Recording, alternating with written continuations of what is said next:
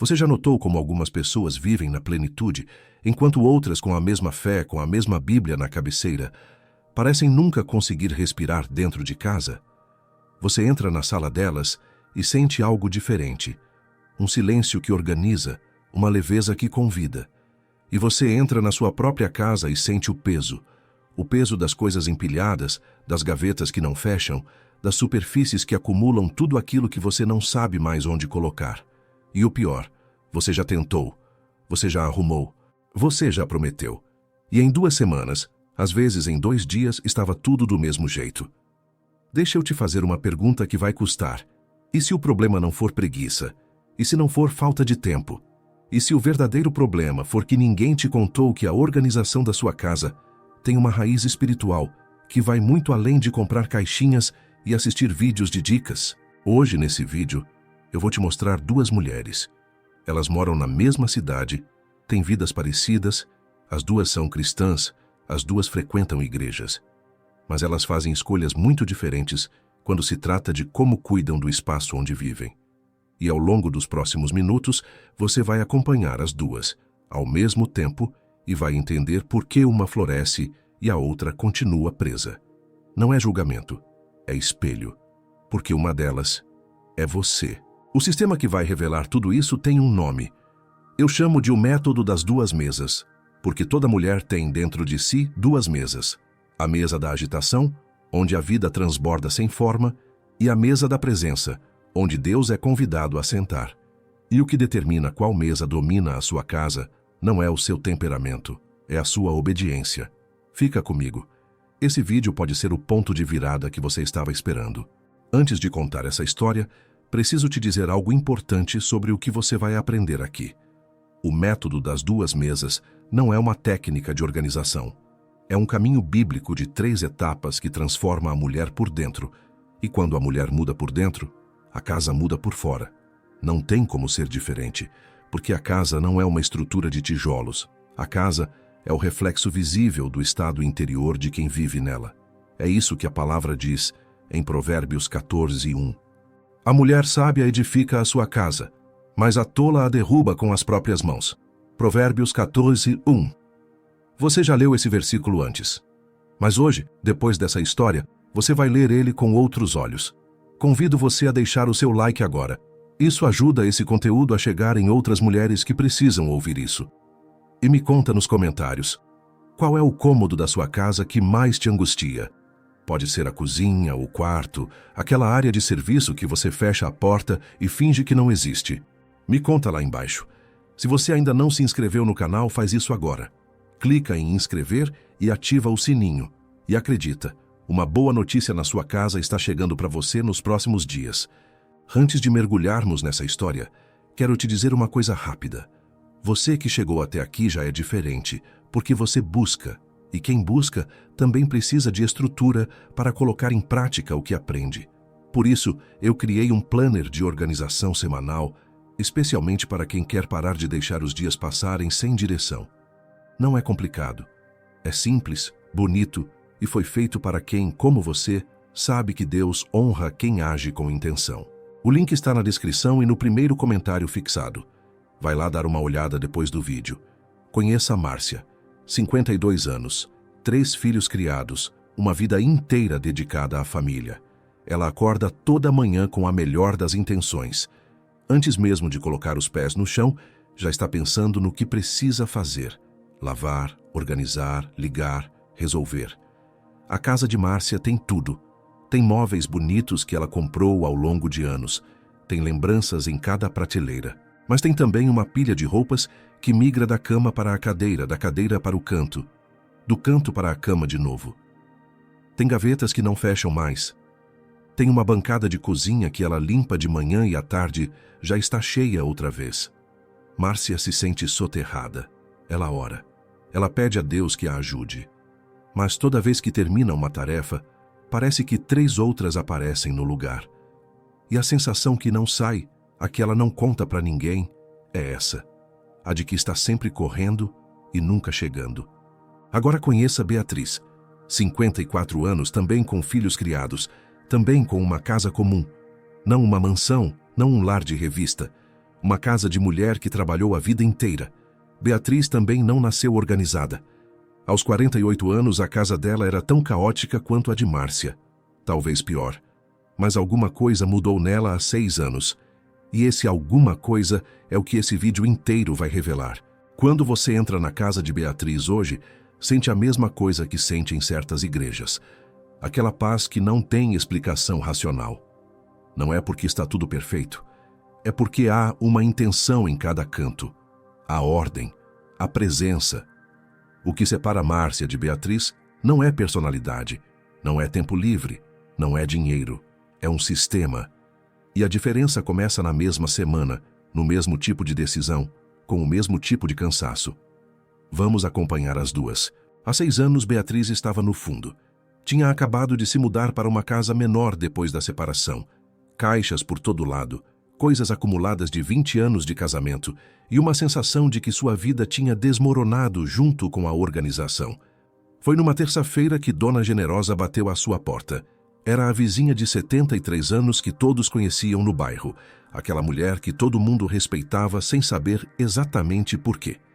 Ela trouxe um pote de sopa, ficou na soleira, olhou para dentro da casa sem julgamento nenhum no rosto e disse com a simplicidade de quem sabe o que está dizendo: "Minha filha, você não precisa arrumar a casa.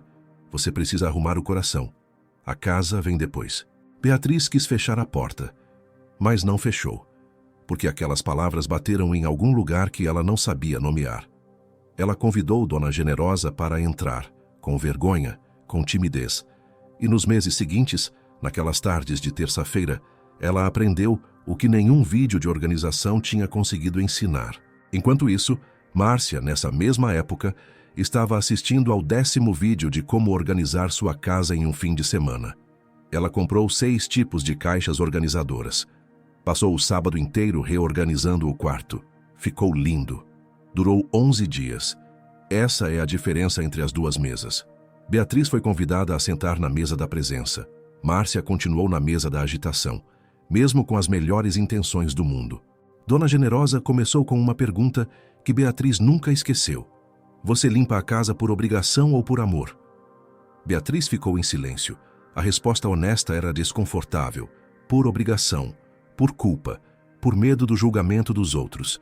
A mentora continuou: "Enquanto você limpar sua casa como quem paga uma dívida, ela nunca vai estar realmente limpa, porque você vai fazer por fora o que ainda está sujo por dentro."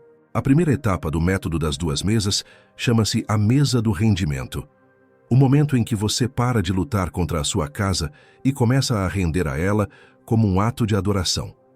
Não uma metáfora bonita, uma prática real. Dona Generosa ensinou Beatriz a começar cada manhã com 5 minutos de silêncio antes de tocar em qualquer coisa. Não arrumação frenética. Silêncio. Presença. Uma pergunta feita a Deus: "Senhor, por onde começa hoje?" Nos primeiros dias, Beatriz achou ridículo. Parecia perda de tempo. Mas ela obedeceu. E começou a notar que quando ela parava antes de agir, as escolhas mudavam. Em vez de tentar arrumar tudo ao mesmo tempo e não acabar nada, ela se concentrava em um único lugar. Hoje é a pia da cozinha. Amanhã a gaveta das correspondências. Depois de amanhã, o armário do banheiro. Pequeno, concreto, terminado. Enquanto isso, Márcia estava tentando organizar a sala, o quarto e a cozinha no mesmo dia. Parou na metade de cada um. Foi dormir exausta, com 3 cômodos pela metade. A Bíblia tem um nome para o que Beatriz estava aprendendo. Chama-se fidelidade no pouco. Lucas 16:10 diz: "Quem é fiel no pouco é também fiel no muito, e quem é injusto no pouco é também injusto no muito." Lucas 16:10. E a ciência confirma o que a Bíblia ensina há milênios. Charles Duhigg, em O Poder do Hábito, explica que o cérebro humano não sustenta múltiplas mudanças simultâneas. Ele se ancora em hábitos-chave, pequenas rotinas que, quando estabelecidas, arrastam outras mudanças como um efeito dominó. Beatriz estava, sem saber, instalando um hábito-chave, o hábito da atenção intencional. E esse hábito mudaria tudo. 3 meses depois, algo aconteceu que Beatriz nunca esperava. Ela estava na cozinha, lavando a louça em silêncio, sem celular, sem música de fundo, só ela e aquele gesto repetido. e, de repente, sentiu uma paz tão profunda que teve que se apoiar na pia. Não era felicidade. Era algo mais sólido. Era a sensação de que estava exatamente onde Deus queria que ela estivesse, fazendo exatamente o que Deus queria que ela fizesse. No próximo momento, ela ligou para a Dona Generosa e contou com a voz embargada. A mentora riu com carinho e disse: "Você sentiu? Isso é a mesa do rendimento. Deus honra quem o honra no ordinário."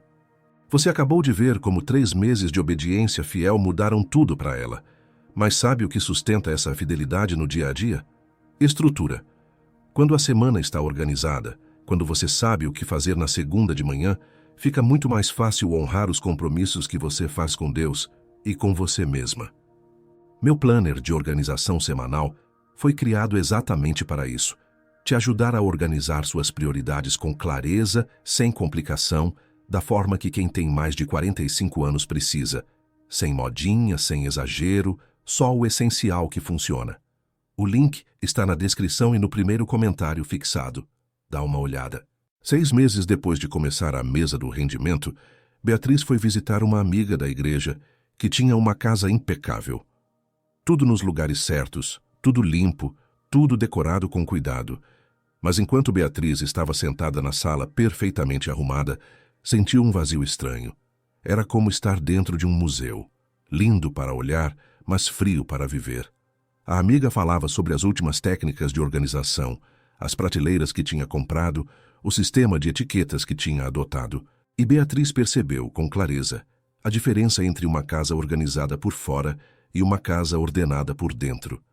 Ela voltou para casa, a casa simples, não perfeita, mas com presença, e entendeu o que Dona Generosa chamava de o inferno das eternas arrumadoras. Mulheres que passam a vida reorganizando superfícies, sem nunca tocar nas raízes. Tiago 1:22 fala diretamente para elas. Sede cumpridores da palavra, e não somente ouvintes, enganando-vos a vós mesmos. Tiago 1:22. Dona Generosa disse então: "Você está pronta para a segunda etapa, porque na mesa do rendimento você aprendeu a receber a ordem de Deus. Agora você vai aprender a multiplicá-la." A segunda etapa do método das 2 mesas chama-se a mesa da multiplicação, e ela começa com uma pergunta que desestabiliza: para quem é a sua casa? Beatriz nunca tinha pensado nisso dessa forma. Sua casa era dela, lugar de privacidade, de descanso, de reclusão. Dona Generosa sorriu. Enquanto sua casa for só sua, ela será pequena demais para Deus habitar nela plenamente. A casa que Deus abençoa é a casa que foi consagrada para ser um lugar de presença para outros. Isso não significava abrir a porta para qualquer um a qualquer hora. Significava uma mudança de perspectiva. Em vez de organizar a casa para não ser julgada, organizar a casa para ser uma bênção. Em vez de limpar para que ninguém visse a bagunça, limpar para que qualquer visita inesperada fosse recebida com dignidade e amor. Beatriz começou pequeno. Convidou a sobrinha para jantar. Depois os vizinhos idosos que moravam sozinhos. Depois começou a oferecer sua sala para um grupo de oração pequeno das quartas-feiras. E foi nessa abertura que ela viu acontecer o que Mateus 25 descreve na parábola dos talentos. O que é investido se multiplica. A casa que era usada para servir começou a ser abençoada de formas que ela não conseguia explicar. Uma reforma que ela não tinha planejado se tornou possível quando a filha decidiu ajudá-la. Um sofá que ela precisava foi doado por alguém que nem sabia que ela precisava. E a paz daquela casa foi crescendo de uma forma que os visitantes comentavam sem serem convidados a comentar. Enquanto isso, Márcia tinha decidido parar de receber pessoas em casa. "Tá muito bagunçado, fico com vergonha." Ela começou a criar um ciclo de isolamento. A casa ficava mais pesada porque não havia fluxo, não havia troca, não havia propósito, além do próprio peso de existir. A mesa da agitação não serve para ninguém. Ela só consome. Dai e dar-se-vos-á. Boa medida, recalcada, sacudida e transbordante vos darão. Porque com a mesma medida com que medirdes, também vos medirão. Lucas 6:38. Foi durante uma crise que Beatriz entrou na terceira etapa. E ela não escolheu entrar. Foi empurrada para dentro dela. O grupo de oração das quartas-feiras tinha crescido. A casa estava sendo usada mais do que ela conseguia manter. Num determinado período, ela adoeceu, a filha teve um problema sério e ela ficou 3 semanas sem conseguir manter nada no lugar. A casa voltou ao caos e Beatriz sentiu o pânico familiar bater na porta. Foi numa tarde que Dona Generosa veio visitá-la e encontrou Beatriz sentada no meio da sala, com os olhos marejados, rodeada de coisas fora do lugar, com aquela expressão de quem perdeu tudo. A mentora sentou ao lado dela, não disse nada por um momento, e depois perguntou baixinho: "Você acredita que Deus está aqui nessa bagunça também?" Beatriz levou dias para responder essa pergunta. E quando respondeu, quando realmente respondeu de dentro, não com a cabeça, mas com o coração, ela descobriu a terceira etapa, a mesa do descanso. O momento em que você larga o controle e confia que a ordem de Deus não depende da sua perfeição. Essa etapa é a mais difícil, porque exige o que a nossa cultura chama de fraqueza. Exige que você pare de resolver tudo sozinha, que você peça ajuda, que você aceite que haverá semanas em que a casa não estará perfeita e que Deus ainda estará lá. Mateus 11:28 nunca fez tanto sentido. Vinde a mim, todos os que estáis cansados e sobrecarregados, e eu vos darei descanso. Mateus 11:28-30. Carol Dweck, em Mindset, explica que as pessoas com mentalidade de crescimento conseguem sustentar progresso a longo prazo precisamente porque não tratam cada recaída como fracasso definitivo. Elas veem cada dificuldade como informação. Beatriz estava, sem ter lido o livro, vivendo esse princípio. A crise não desfez o que foi construído. Ela aprofundou. Quando Beatriz se levantou daquele período difícil, a casa não estava perfeita. Mas ela estava diferente. Havia uma serenidade em seus movimentos que não existia antes. Ela não corria mais. Ela escolhia. Havia uma diferença enorme entre as duas coisas. 2 anos depois, Beatriz se tornou referência no bairro. Não porque sua casa era a mais bonita, mas porque qualquer pessoa que entrava nela se sentia, de alguma forma, bem-vinda e em paz. Jovens do grupo de oração começaram a perguntar: "Beatriz, qual é o seu segredo?" Ela sorria e respondia com as mesmas palavras que Dona Generosa tinha dito para ela: "Não é sobre a casa, é sobre quem você é enquanto cuida dela." E quando ensinava, ela sempre usava as 3 etapas: render antes de agir, usar a ordem para servir os outros, descansar quando não estiver perfeito. É o método das 2 mesas, ela dizia. Você escolhe todo dia qual mesa vai sentar. Trazei todos os dízimos à casa do tesouro, para que haja alimento na minha casa, e provai-me nisto, diz o Senhor dos Exércitos. Malaquias 3:10. Deus não pediu perfeição, ela explicava. Ele pediu fidelidade. Fidelidade no pequeno, todo dia. A casa que honra a Deus não é a casa impecável. É a casa onde alguém está tentando de coração ser boa mordomando o que recebeu. O que aconteceu com Beatriz na área da organização do lar acontece com toda mulher que aplica as 3 mesas em outras áreas. Nas finanças, a mesa do rendimento é o orçamento fiel, o registro honesto, o 10º entregue antes de qualquer conta. A mesa da multiplicação é a bênção do recurso para quem precisa, o investimento com sabedoria, o ajudar sem esperar retorno. A mesa do descanso é confiar em Deus quando os números não fecham e continuar fiel de qualquer forma. Nos relacionamentos, a mesa do rendimento é escolher ouvir antes de falar, ceder antes de exigir. A mesa da multiplicação é servir sem contabilizar. A mesa do descanso é soltar o controle do que a outra pessoa vai ou não vai fazer. Em Provérbios 3:5-6 está o fundamento de tudo isso. Confia no Senhor de todo o teu coração e não te estribes no teu próprio entendimento. Reconhece-o em todos os teus caminhos e ele endireitará as tuas veredas. Provérbios 3:5-6. O caminho é sempre o mesmo. 3 etapas. Uma casa ou uma vida por vez. Agora preciso mudar o tom por alguns minutos. Com amor, mas com clareza. A maioria das mulheres que vão assistir esse vídeo vai se emocionar com a história de Beatriz. Vai se identificar com Márcia. Vai comentar que lindo e vai continuar acumulando roupas na cadeira do quarto. Não porque é malvada, mas porque existe uma mentira que o mundo moderno vende muito bem e que a maioria dos cristãos comprou sem perceber. A mentira tem muitas versões, mas o fundo é sempre o mesmo. Você precisa se sentir pronta para começar. Espera inspiração, espera disposição, espera o dia em que vai acordar com energia e vontade, e esse dia nunca vem. Ou quando vem, dura 3 dias e passa. Jesus foi muito direto sobre isso em Mateus 7, 21 ou 23. Ele não disse que os que falam bonito herdarão o reino. Disse os que fazem a vontade do Pai. Fazer. Não sentir vontade de fazer. Não planejar fazer. Fazer.